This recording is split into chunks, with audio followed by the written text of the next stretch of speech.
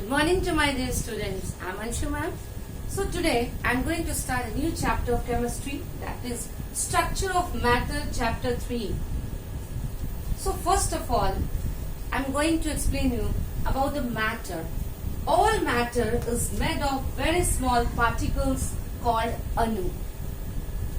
Mr. John Dalton, a famous scientist of 19th century, named the smallest piece of iron as iron atom. Similarly, the smallest piece of gold is also known as gold atom. Now let's discuss one by one about the definitions of some important terms. Atoms. An atom is the smallest particle of an element that can take part in a chemical reaction. It means atom is the very small particle of element which can participate in chemical reaction. It may or may not exist independently. Second very important term is molecule. It is the smallest particle of an element or a compound that can normally exist independently.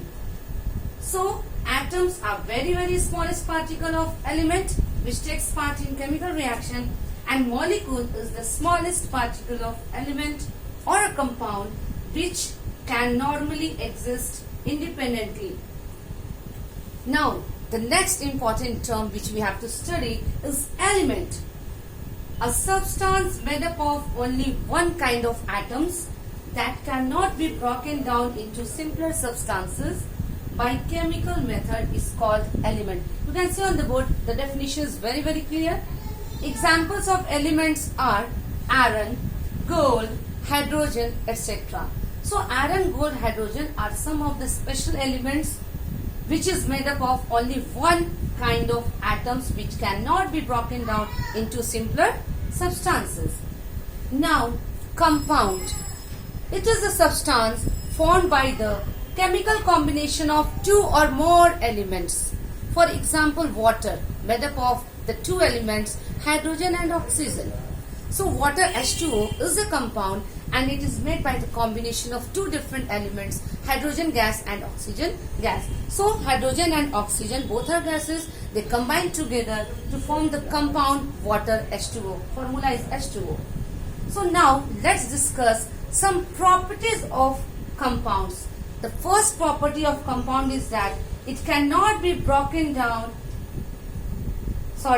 Compounds can be broken down very easily into its constituent elements.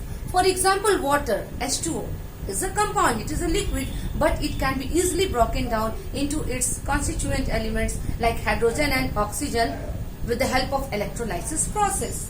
The second property of compound is that compound always contains same elements combined together chemically in a fixed proportional ratio. For example, no matter from where we take water, but always the ratio of the hydrogen and oxygen elements present in water will be always 2:1. It means 2:1 is the constant ratio of hydrogen and oxygen element in the compound water. Now the third very important property of compound is that the properties of the compound are always different from their constituent elements. Just take an example of water H2O. H2O water is a liquid, it is a compound, and water puts off the fire. It is the important property of water. It puts off the fire and it is a liquid. But the constituent elements of water, hydrogen, it burns and oxygen supports burning. So the water is a compound, it puts off the fire, and at the other side we see that hydrogen and oxygen gases, hydrogen burns itself and oxygen supports burning. So the properties of water and its constituent elements are quite different. So these are some important properties of compounds. So that's all, dear students. I am going to end today's topic of this chapter. Just wait for the next video. Till then, have a nice day. Thank you.